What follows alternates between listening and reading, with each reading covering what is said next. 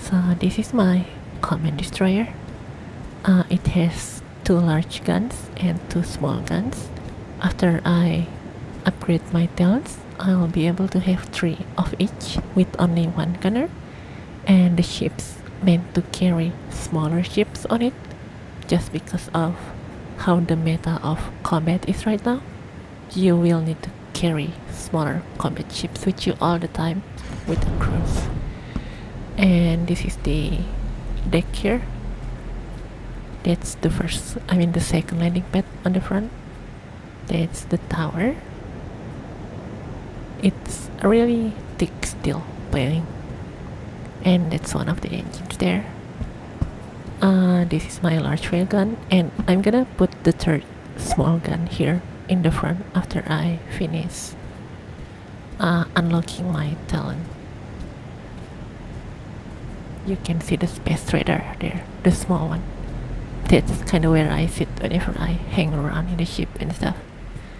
That's one of the engine, and this is the first landing pad here on the back, and the large radar for space, and this is the large missile launcher.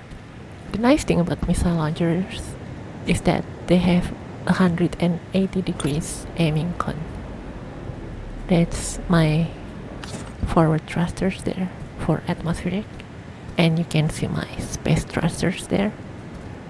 I'm gonna add more of those there because acceleration is very important for combat in this game, whether or not you want to chase someone or you want to run away from someone. There's someone there who just spawned on my surrogate pod. So this is kind of like my recruitment area, and it's just a placeholder text there until NQ approve my image upload.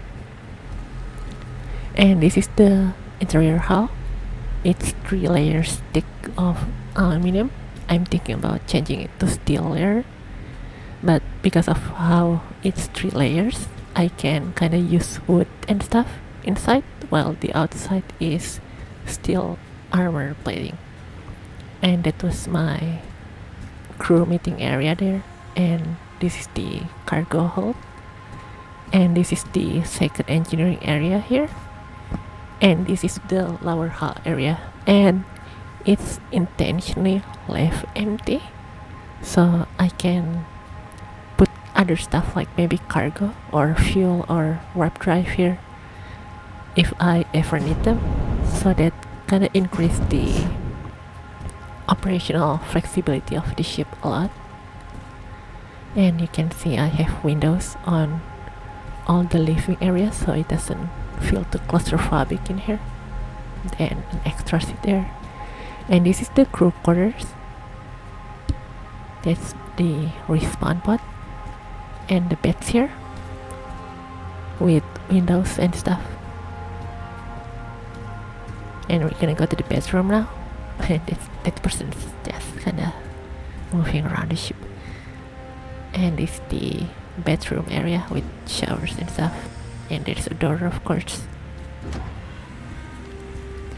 And this is the first engineering in the back here. Almost everything on the ship's meant to be able to be repaired from the inside. And there's another hatch there to the lower hull, but this one is kind of different in that it has this hatch going outside here, which is meant for people to kind of access a third ship here.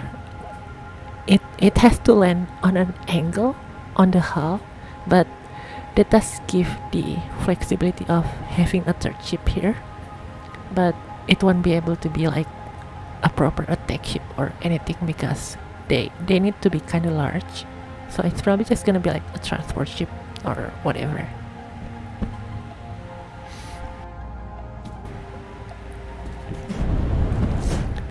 So we're gonna check the bridge now, and it's the bench for people to wait while someone uses the toilet. Because immersion. Alright, so this is the bridge with the control seat. I'm gonna put the gunner seat here. It's still assembling right now. And if you check the front there, it's a very thick steel plating. I'm thinking about changing it to gold plating layer because gold is like the strongest honeycomb in the game. And this is the tower with the secondary control seat just in case the first one got destroyed. And it can also act as like extra gunner seat because it can control 2 to 3 smaller guns. And that's the missile launcher on the tower there. The other one is like below the ship. And those are my atmospheric radars there. So yeah, it's the whole ship. I'm probably gonna make a more detailed video about why the ship is the way it is, but that's pretty much the walk around.